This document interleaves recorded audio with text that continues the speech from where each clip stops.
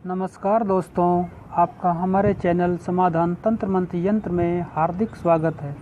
दोस्तों, मैं हूं डॉक्टर संजय कुमार।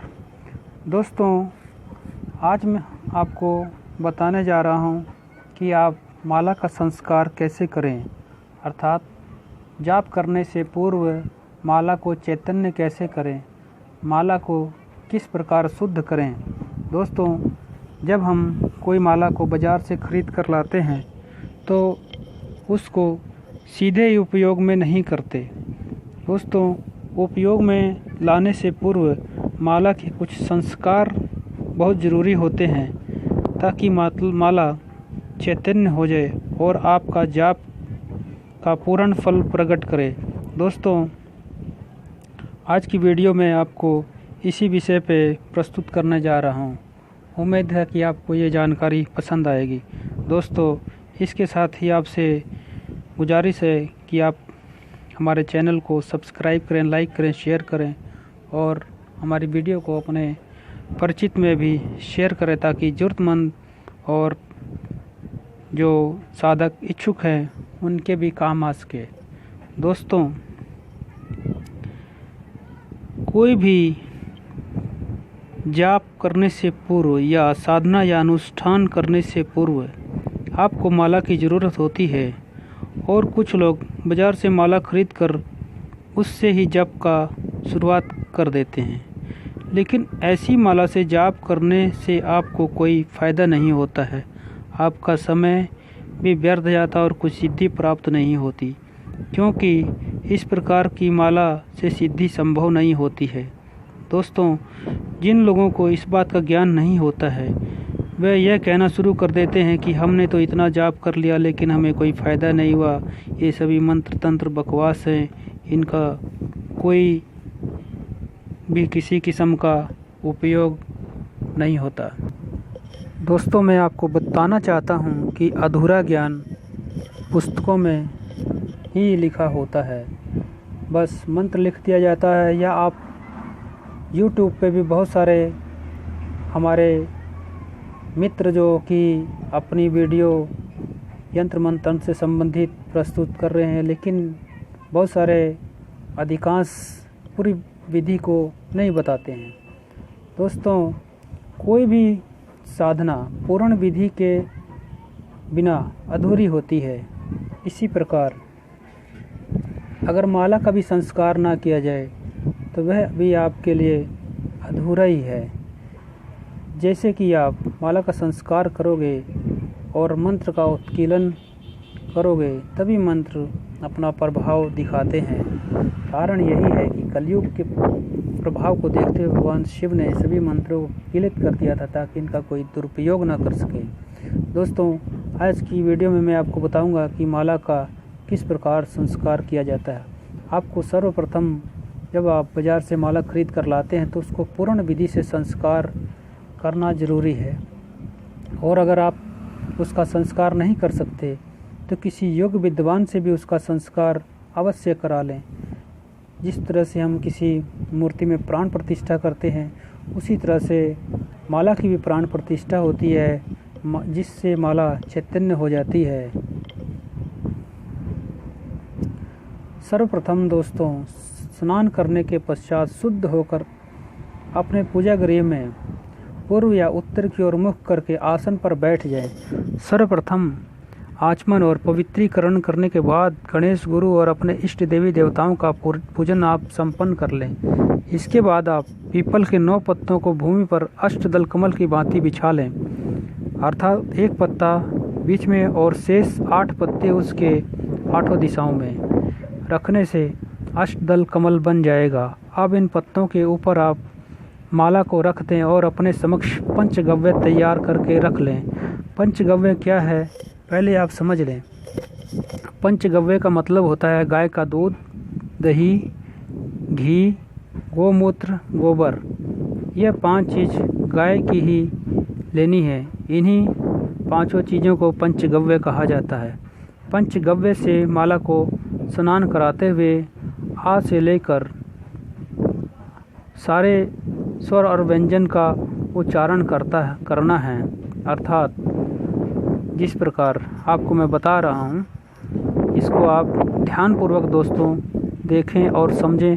अगर आपको वीडियो नहीं समझ में आती है तो इसको आप बार बार देखें, ध्यानपूर्वक देखें, ताकि आपको अच्छी तरह से समझ में आ जाए।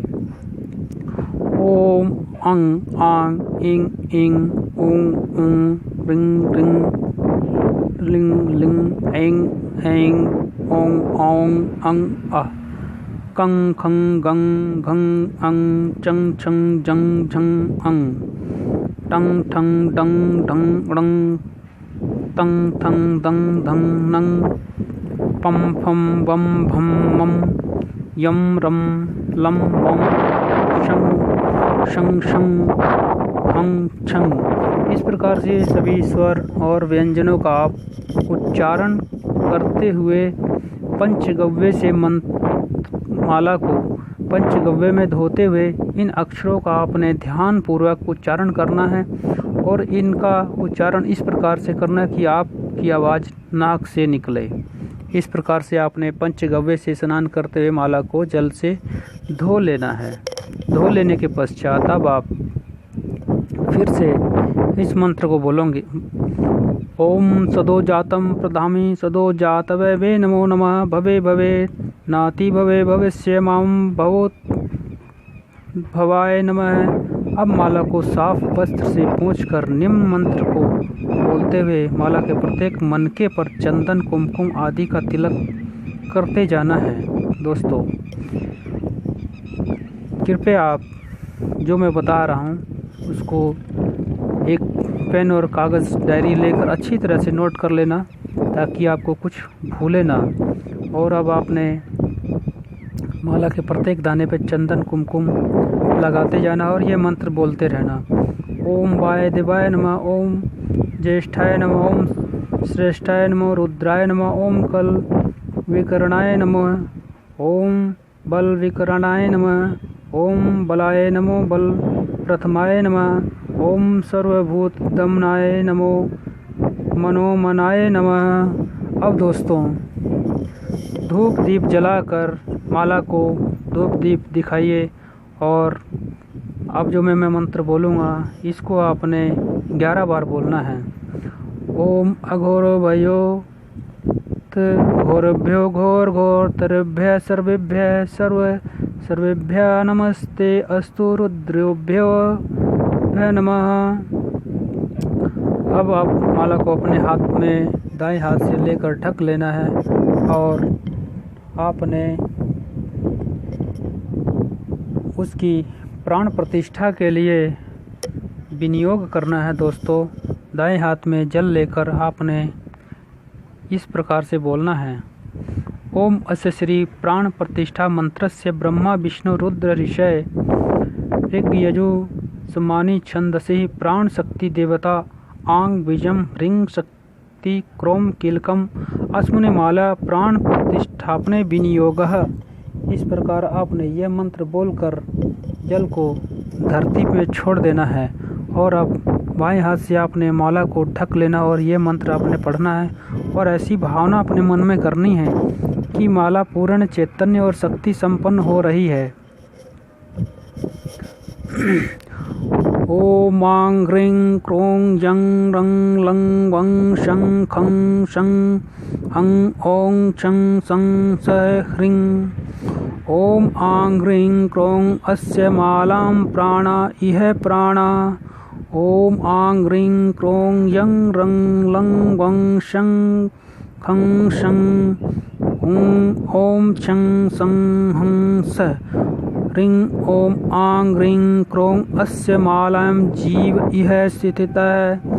ओम आंग ह्रीं क्रों यं रंग लंग वंग शं खं शं रुं ओम चं सं हं स ह्रीं। ओम आंग ह्रीं क्रों अस्य मालां सर्व इंद्राणि वांग मन सत्वक चक्षु श्रोत जिह्वे घ्राण प्राण इह गत्व इहेव सुखम तिष्ठन्तु स्वाहा। इसके बाद आपने दोस्तों यह मंत्र बोलना है। ओम मनो ज्योतिषोर तामाजस्य यह बृहस्पतिर यगोमिमन्तनो तवरिष्टं यज्ञं सिमिमं दधातु विश्वे देवास इह मादयन्ताम् ओम प्रतिष्ठः। दोस्तों, अब माला को आप अपने मस्तक से लगाकर पूरे सम्मान सहित उसको नमस्कार करना है। अब आपकी माला शुद्ध और सिद्धिदायक हो चुकी है।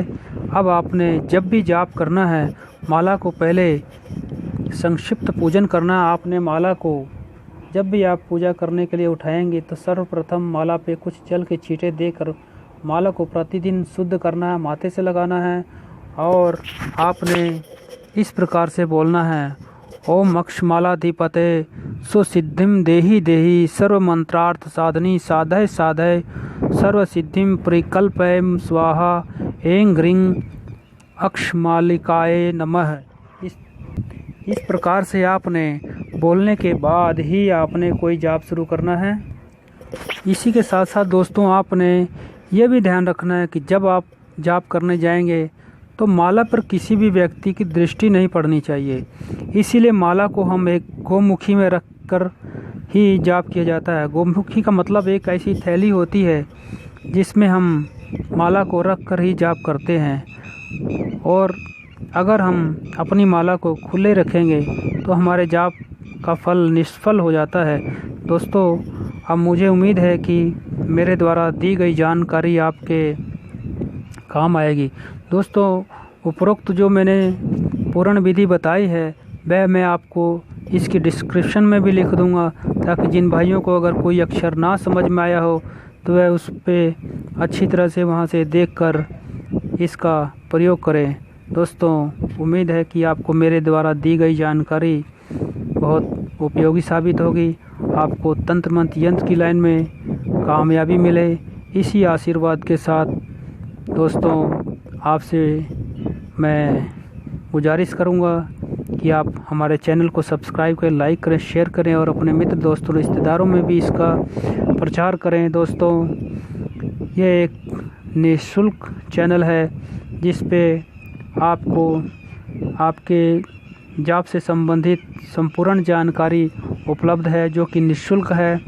और अगर आपको कोई बात मेरी समझ ना आई हो तो आप हमारे व्हाट्सएप पे कमेंट के माध्यम से उसकी उत्तर प्राप्त कर सकते हैं। दोस्तों, इसी के साथ आपसे मुझे आज्ञा चाहिए। दोस्तों, जय महाकाल।